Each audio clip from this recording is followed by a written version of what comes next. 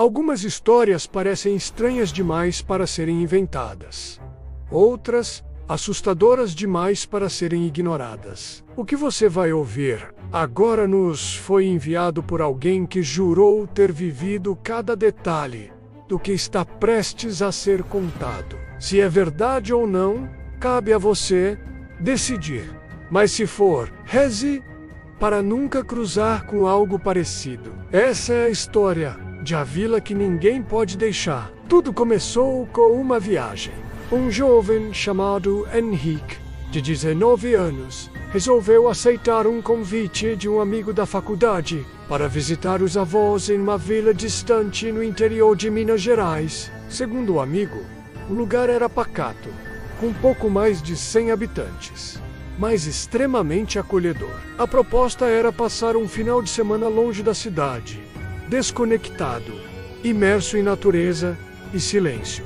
Henrique achou a ideia perfeita. A estrada até lá foi longa, cruzando serras, matas densas e trechos sem sinal de telefone ou internet. Quanto mais se afastavam da cidade, mais estranho Henrique se sentia. Era como se a paisagem estivesse ficando antiga. Casas de madeira, postes de luz feitos de troncos e pessoas que pareciam desconfiar de qualquer um que não fosse dali. A vila não aparecia no GPS, nem o nome constava em mapas digitais. Apenas uma placa de madeira, quase apagada, marcava a entrada. Bem-vindo a São Jerônimo das Almas. Ao chegar, Henrique notou algo curioso. Tudo era limpo, bem cuidado. Mas havia um silêncio estranho. As pessoas sorriam, mas não falavam muito, e todas pareciam saber que ele era um forasteiro, mesmo sem que ninguém tivesse dito nada. Caio, seu amigo, agia normalmente, mas Henrique percebia olhares trocados, cochichos contidos e um ar de tensão quase imperceptível. A casa dos avós era charmosa, com paredes de pedra e um pequeno pomar nos fundos. O casal os recebeu com gentileza, mas evitaram tocar em assuntos do mundo de fora. Durante o jantar, perguntaram pouco, responderam menos ainda, e desviaram de qualquer tentativa de Henrique em puxar conversas sobre internet, televisão ou notícias. Era como se aquela vila vivesse em outra época. Na primeira noite, Henrique teve um sonho estranho.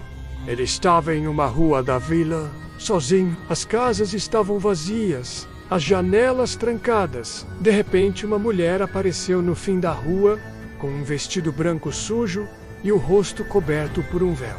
Ela apontava para ele e dizia: "Você não pode sair." Ao acordar, suava frio, mas descartou como apenas um pesadelo causado pelo cansaço da viagem.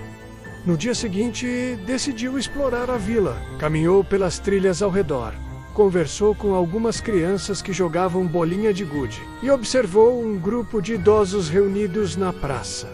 Todos o olhavam como se soubessem algo que ele não. À tarde, tentou ligar para os pais, mas sem sinal. Nenhum aparelho eletrônico funcionava ali, nem rádio, nem celular. Perguntou a Caio sobre isso, mas ele desconversou. "É normal por aqui. A gente se acostuma." Ao cair da noite, um som ecoou pela vila. Um sino. Era grave, ritmado, quase hipnótico. Todas as pessoas, sem exceção, pararam o que estavam fazendo e entraram em casa. As portas se fecharam, as luzes se apagaram. Henrique e Caio foram levados pelos avós para dentro. Depois do sino, ninguém fica na rua, disse o avô, com uma seriedade que fez Henrique não ousar perguntar mais nada. Mais uma noite, mês, Songhu. Dessa vez, ele se via preso dentro da casa, olhando pela janela enquanto sombras passavam pela rua. Lentamente, ele ouvia sussurros, vozes dizendo coisas desconexas, e novamente a frase: "Você não pode sair." Acordou com o coração acelerado, mas fingiu normalidade. No terceiro dia, algo começou a incomodá-lo profundamente. Ele decidiu que queria ir embora. Inventou uma desculpa, Disse que precisava voltar mais cedo por conta de um compromisso importante. Caio apenas o encarou. Ninguém sai antes da hora, disse. Henrique riu, achando que era brincadeira. Mas ao tentar pegar suas coisas e ir embora sozinho, percebeu que não encontrava o caminho de volta. A estrada pela qual havia chegado simplesmente desapareceu. No lugar, havia mata fechada, sem nenhum traço de trilha ou estrada. Desesperado, voltou para a vila. Caio esperava na entrada. Não parecia surpreso, apenas triste. Agora você entende, disse. Henrique queria confrontá-lo, gritar, exigir uma explicação, mas ninguém parecia disposto a lhe dar uma resposta. Nos dias seguintes, ele tentou de tudo. Seguiu caminhos diferentes da Marcus. Acordou cedo para sair antes do nascer do sol. Nada funcionava. Era como se a vila estivesse envolta em um espaço próprio, onde o tempo e as leis do mundo exterior não se aplicavam. Ele notou também que os dias pareciam mais longos e que à noite o sino era sempre o mesmo, como se algo estivesse preso àquela rotina há séculos. Certo dia, enquanto explorava uma parte mais afastada da vila, Henrique encontrou uma construção antiga, quase escondida entre as árvores.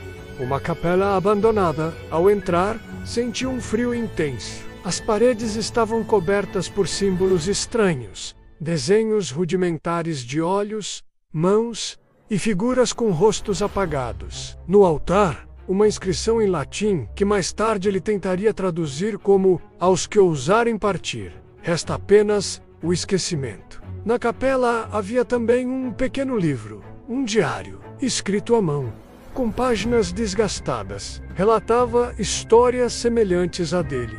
Pessoas que chegaram à vila por acidente, que tentaram sair, que começaram a esquecer quem eram. Um dos trechos dizia: a vila escolhe, a vila retém, e quando não precisa mais, a vila consome. As últimas páginas estavam ilegíveis, mas havia rabiscos, nomes riscados, datas antigas, algumas com mais de 80 anos. E em uma delas, o nome de Caio, escrito com tinta vermelha, seguido da palavra ofertado. A partir daquele dia, Henrique percebeu que algo dentro dele estava mudando. Começou a esquecer rostos, memórias, nomes. Às vezes, não se lembrava do próprio sobrenome. Perguntava coisas simples e não entendia as respostas, como se a própria essência de quem ele era estivesse sendo lentamente apagada. Foi então que ele confrontou Caio. Exigiu respostas. O rapaz, agora sério, explicou o que sabia. A vila era uma prisão construída há gerações para conter algo. Ninguém sabia exatamente o que, mas para manter o equilíbrio, alguém precisava ficar. De tempos em tempos, um novo visitante era trazido. A vila decidia se ele servia. E sei service. Ele jamais poderia partir. Caio havia sido escolhido anos antes, mas conseguiu convencer os anciãos de que ele poderia trazer outra pessoa em seu lugar. Henrique foi essa pessoa. Horrorizado, Henrique tentou atacar o amigo, fugir, gritar, mas nada funcionava. Foi contido, sedado. Quando acordou, estava sozinho. A vila agora parecia diferente. Mais fria, mais vazia. O sino continuava a soar toda noite. E ele, agora parte da rotina, também se trancava em casa. Os meses passaram, ou talvez anos. Ele não sabia mais. Sua memória era um quebra-cabeça incompleto. Havia dias em que se lembrava vagamente de alguém, outros em que se esquecia do próprio nome, mas em todos os dias ouvia a mesma frase, sussurrada em seus sonhos: "Você não pode sair. Hoje, Henrique é apenas mais um morador." Um dos que observam quando alguém novo chega, que sorri com tristeza, mas não fala muito, que se tranca ao ouvir o sino, que espera, talvez, por alguém que venha em seu lugar, e a vila continua lá, esperando, escolhendo, sempre pronta para acolher quem ousa entrar. Afinal, Sair nunca foi uma opção. Se você chegou até aqui, quero que saiba, histórias como essa são mais comuns do que parecem. E às vezes, o terror verdadeiro está justamente na dúvida. No Issei. Issei for real. E se alguém estiver mesmo preso, agora, em algum lugar que não deveria existir? Se você gostou dessa história, deixe seu like, inscreva-se no canal e ative o sininho para não perder os próximos vídeos. E lembre-se, algumas portas, quando abertas, nunca mais podem ser fechadas.